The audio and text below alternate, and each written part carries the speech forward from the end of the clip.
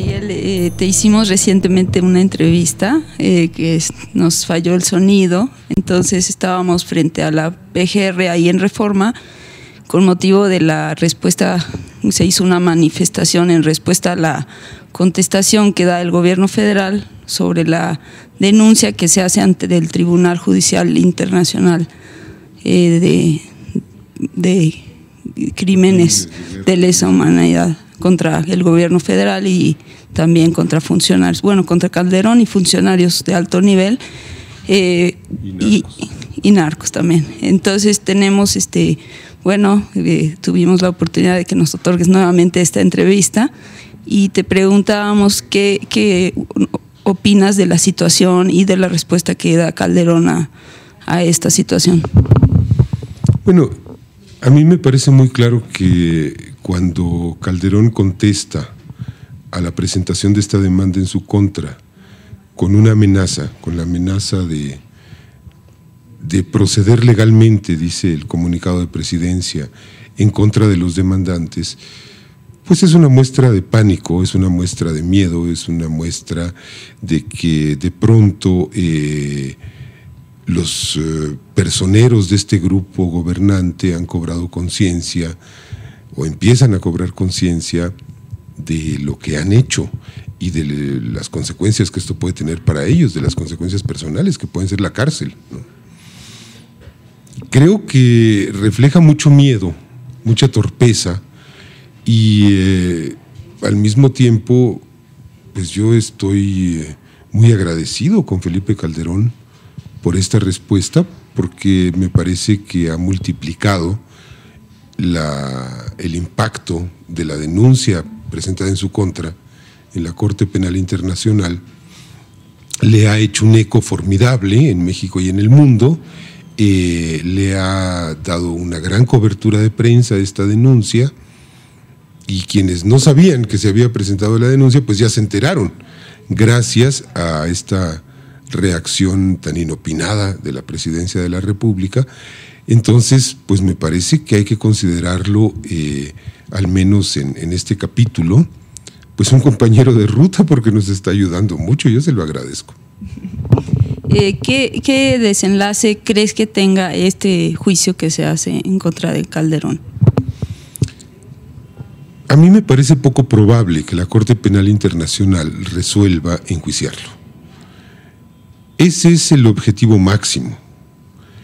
El objetivo mínimo es llamar la atención de la opinión pública nacional e internacional sobre la terrible situación que se abate sobre México y en la que el gobierno federal tiene una responsabilidad primerísima, primordial, trascendente, porque es el régimen que ha llevado al país a la guerra, que ha llevado al país a la destrucción de vidas humanas, a la destrucción material, a la dislocación de la vida de muchas regiones, a la desintegración de pueblos, a la existencia de desplazados de guerra, etcétera, al naufragio de la seguridad pública. Entonces, con que lográsemos crear conciencia sobre esto que ocurre y con que lográsemos crear conciencia de que el gobierno no es víctima de la delincuencia organizada y tal vez ni siquiera es víctima de su propia estupidez, sino un promotor de una guerra, ¿no? El promotor no puede ser la víctima. Creo que con eso ganaríamos.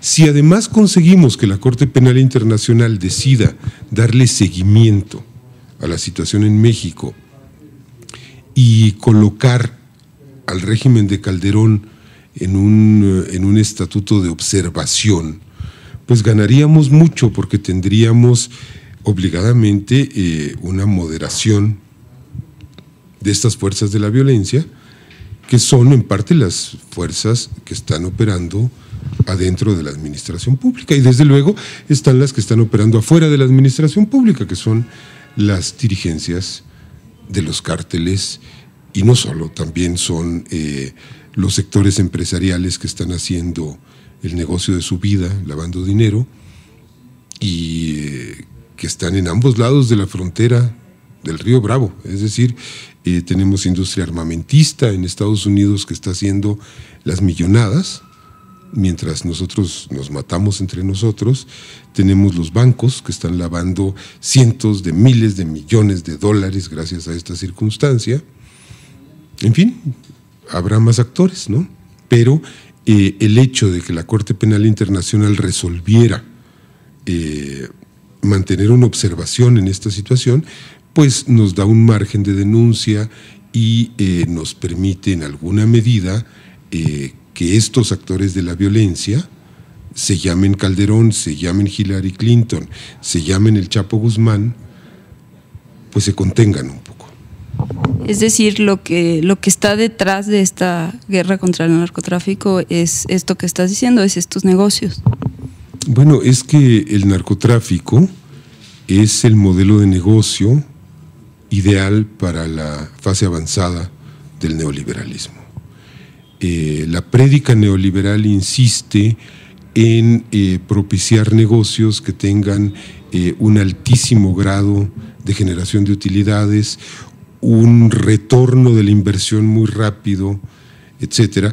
En términos financieros, bueno, pues esto desemboca en el narcotráfico, en el tráfico de personas, en el lavado de dinero, en el secuestro. Esos son los grandes negocios que está impulsando el neoliberalismo. No nos hagamos tontos. Lo dijo el subsecretario de Agricultura de Felipe Calderón en 2008, Geoffrey Jones. Fue despedido por decirlo, pero yo creo que fue bastante sincero. Dijo: el narcotráfico es el modelo ideal de negocios, tenemos que aprender de los narcotraficantes. Es muy claro, pues es un modelo depredador, de rapiña, que hace negocios destruyendo a los países, destruyendo los entornos ecológicos, destruyendo la vida humana, destruyendo los tejidos sociales. Cuando se le agote el negocio de privatizar lo público, cuando se le agote el negocio de distribuir contratos a empresas transnacionales, cuando se le agote el negocio de vender al país, porque ya lo vendió, porque ya tenemos a las mineras pagando 7 pesos por hectárea al año, ¿no? ¿Qué queda? Pues la esclavitud, el narcotráfico, la industria del asesinato, del secuestro. Por supuesto que hay un modelo económico detrás de esta tragedia nacional. Hay un promotor externo, que son, supongo, los que venden armas. Sabemos que también México compra armas de Alemania, pero principalmente de Estados Unidos. No, por supuesto, Estados Unidos es un impulsor principal de esta guerra. Es un modelo de conflicto que le representa a Estados Unidos 3 beneficios principales. El primero es el lavado de dinero, porque los cientos de miles de millones de dólares que genera el narcotráfico como utilidad se van al corazón de Wall Street. Se van vía las casas de cambio, se van vía los bancos. Hay ejemplos clarísimos de esto, es decir, el Banco Wachovia, le descubren en 2009, si mal no recuerdo, 2010, que ha lavado 34,000 millones de dólares. Y en castigo le imponen una multa de 20 millones de dólares. El problema es que el Banco Wachovia, al lavar 34,000 millones de dólares, había obtenido 3,000 millones de dólares de utilidad. Entonces, si yo obtengo una utilidad de 3,000 millones y tengo que pagar 20, pues es el negocio de mi vida, por supuesto. Y así opera el sistema financiero de Estados Unidos. Es decir, esto no es una fantasía macabra, esto está documentado. American Express, el Bank of America, Wells Fargo han reconocido que lavan dinero, ¿no? Y las multas son mínimas.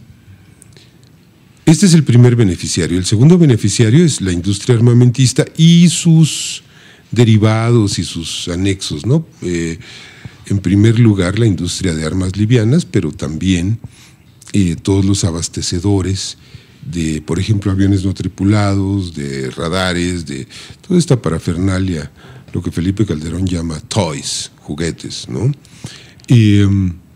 Misiles antiaéreos, lanzagranadas, porque se está combatiendo con estos elementos en el territorio nacional. Bueno, pues es maravilloso para una industria armamentista estadounidense, tener el mercado literalmente a la vuelta de su casa, no tener que estar haciendo envíos hasta Irak, hasta Afganistán. Si cruzando el río Bravo tiene un mercado espléndido, ¿no? Me parecería un pecado de lesa ingenuidad suponer que esta industria no está impulsando algo que le resulta tan redituable, porque, bueno, la industria no tiene moral, ¿no? Y el tercer gran beneficiario es el propio gobierno de Estados Unidos, porque esta situación de descalabro, de descontrol, le genera muchos pretextos para intervenir de manera cada vez más activa, cada vez más insolente en la vida de México, en los asuntos políticos, en la seguridad nacional, en la administración, en todo lo imaginable. Bueno, pues si ellos, por lo que imploran siempre al cielo, es por pretextos para intervenir en otros países, ¿no? Y bueno, lo vimos en Irak, no sé por qué iba a ser distinto en México. Destruyeron Irak, y destruir un país pues es un gran negocio, porque viene la reconstrucción, vienen las contratistas de seguridad, de servicios públicos, de energía eléctrica, de agua, de petróleo, de lo que se te ocurra, ¿no? Y bueno, pues el gran negocio de la mafia de Bush en la administración pasada de Estados Unidos consistió en transferir pues algo así como $1 billón del presupuesto público a las empresas de sus amigos, que son las que le venden uniformes al ejército, venden aviones no tripulados o sí tripulados, repuestos para los tanques, y son las que tienen los contratos como Blackwater, como Halliburton, de seguridad, de alumbrado, de lo que se nos imagine, lo que se nos ocurra, ¿no? No hay tal cosa como un regalo de aviones a México. Va a ser cobrado este supuesto regalo. De repente mandan un poquito de chatarra y la regalan, ¿no? Pero esta situación está dando pie desde hace años, por ejemplo, a que las cúpulas militares se planteen la necesaria renovación de la Fuerza Aérea, ¿no? Entonces nos regalan un helicóptero Black Hawk viejo, pero lo que están cultivando es la posibilidad de vendernos una flota de aviones caza, ¿no? 16 o 24 aviones caza que van a hacer un contrato, pues no sé, de $1,000 millones, ¿no? Entonces, pues imagínate el helicóptero viejo, lo que les puede redituar, ¿no? Y digo, la verdad es que no se necesitan aviones caza para combatir al narcotráfico, o no hasta ahora, a menos que las posiciones militares del narcotráfico empiecen a ser tan importantes y tan poderosas que tenga que visualizarse la perspectiva del ataque aéreo, que si nos descuidamos como sociedad y si permitimos que siga este curso de acontecimientos, va a ser el próximo capítulo, ¿eh? El próximo capítulo va a ser, pues hay que bombardear Culiacán porque ahí está el Chapo, ¿no? Como lo han hecho los gringos en tantos lugares, y hemos visto barruntos de esto en Apatzingán, por ejemplo, en donde se ha empleado ya artillería para demoler una casa en donde había narcos.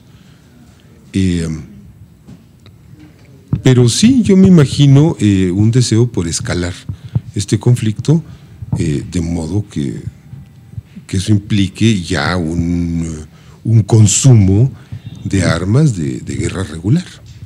Se trata de acostumbrar a la población a la presencia del ejército en las calles. Nos hablan, por ejemplo, de que los uniformados estén en los restaurantes y te los encuentres. Se habla en todas las películas de la guerra como si fuera algo que está presente en la sociedad. ¿Es esto también para impulsar esa idea? No, yo creo que se trata de aterrorizar. Se trata de hacer una exhibición, en el sentido exhibicionista, del músculo represivo que tiene el régimen para desalentar protestas, para desarticular movimientos, para acobardar a la gente, para desmoralizar y para decir, bueno, no protestes contra este gobierno por ningún motivo, porque mira la cantidad de cosas que te puede aventar en la cabeza, ¿no? Me parece que el motivo principal no es acostumbrarnos, es aterrorizarnos, es crearnos pánico. Y pues lo hemos visto en los desfiles del 16 de septiembre. ¿Con qué nos salen? Con fuerzas especiales, con carapintadas, ¿no? Con grupos de combate irregular, es decir, con toda la parafernalia de la represión. Se cumple, bueno, hoy es el primer día del último año de gobierno de Calderón. Entonces, ¿cómo ves estos 5 años que han ocurrido de este gobierno y también 11 años de gobierno del PAN? Bueno, creo que en los primeros 2 o 3 años de Vicente Fox pasaron cosas positivas. Creo que se respiró un ambiente de libertad, se respiró un ambiente de desmantelamiento del viejo régimen, y luego muy pronto hubo una involución a las formas jurásicas de siempre, es decir, se restableció la alianza PRI-PAN, se restablecieron las maneras más antidemocráticas, y el primer gobierno de la transición, de la alternancia, culmina haciendo un fraude electoral, ¿no? El gran beneficiario de la democratización organiza un fraude electoral para imponer a Felipe Calderón en la presidencia, para imponer a un sucesor. Y después viene pues el deterioro absoluto del país, es decir, lo que yo decía hace rato, el negocio de destruir a un país. Eso es lo que ha hecho Felipe Calderón en los 5 años que lleva al mando del Poder Ejecutivo. Bueno, ha despedido, ha cancelado empresas como la compañía de luz y fuerza del centro, etcétera, Mexicana de Aviación. Cuando prometía empleo, también en este tiempo se ha dejado a los jóvenes sin oportunidades. Y ahorita en este año que resta pues es el tiempo electoral. ¿Cómo ves la perspectiva en vistas a las siguientes elecciones? Veo dificultades, creo que va a ser un año muy difícil porque me parece que la oligarquía está dispuesta a no abandonar el poder político, a no abandonar las instituciones que mantiene secuestradas desde 2006. Pero también creo que es un año esperanzador, porque veo que empieza a organizarse una confluencia y empieza a impulsarse como un proceso unitario entre archirrivales y archienemigos de las izquierdas, que puede ser una alternativa real de poder y que podría tener una victoria electoral el año entrante si es que consigue involucrar a la sociedad en una transformación real del país. Pero esto pues es una moneda que está en el aire, ¿no? También puede ocurrir que la oligarquía se recomponga a través de sus 2 partidos, el PRI y el PAN, o de uno solo, y que se vuelva a cerrar el paso a una alternativa social y popular de ejercicio del poder. ¿Cómo ves la conciencia política al involucrar al pueblo? Yo veo, por ejemplo, que en el 2006, en el fraude electoral, hubo demasiados votos, desde mi punto de vista, hacia el PAN. Es incomprensible que el pueblo esté votando así después del gobierno de Fox que tomó esta alternativa. Pienso que no se hubiera podido realizar el fraude si no hubiera habido una cierta cantidad de votos. ¿Y cómo ves esto? ¿Qué pasa con la conciencia del pueblo? Bueno, pero es que el pueblo no es un cuerpo homogéneo. El pueblo está conformado por muchos sectores muy contrastados, muy polarizados. Hay clases medias muy reaccionarias, es decir, tenemos la carga de un atraso político muy fuerte, y esto no es ninguna novedad, esto viene de muchos años atrás. Es decir, mayoritariamente la población de este país dejó solos a los estudiantes del 68. No podemos olvidarnos de eso, ¿no? Hay un México reaccionario, que ha habido siempre, y lo seguirá viendo además. ¿Cómo se expresa, con qué determinación se expresa electoralmente ese México reaccionario? Bueno, a mí me parece que en 2006 se expresó con tal debilidad que su candidato perdió las elecciones, sus dos candidatos perdieron las elecciones. Y lo que hicieron fue juntar los votos de ambos, es decir, el fraude. Hubo 3 fraudes en 2006, ¿no? Hubo un fraude contra la Coalición por el Bien de Todos, pero también hubo un fraude contra los votantes panistas honestos que votaron por Felipe Calderón, no por el Bester Gordillo. Y también hubo un fraude contra los priistas honestos que votaron por Madrazo y no por Calderón.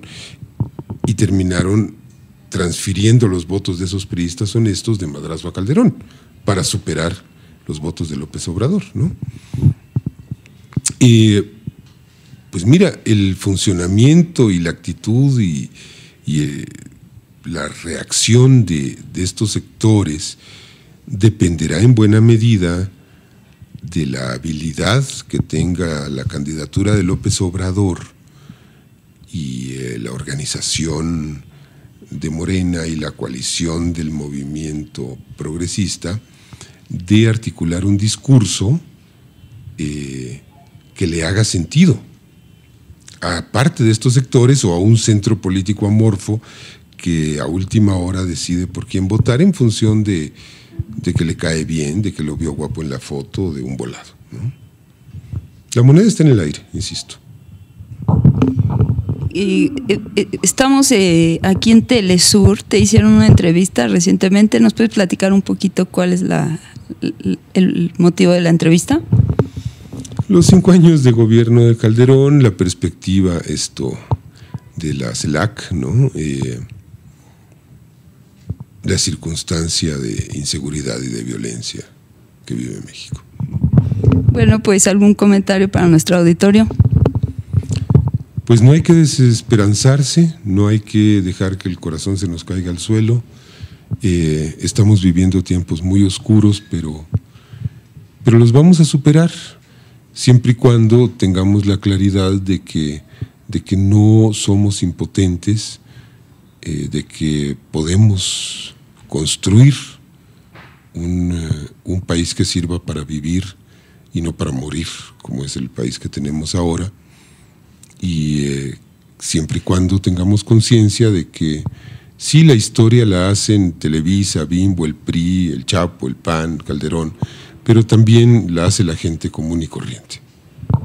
Pues muchas gracias, ha sido un gran honor. Muchas gracias, Pedro Miguel. Gracias.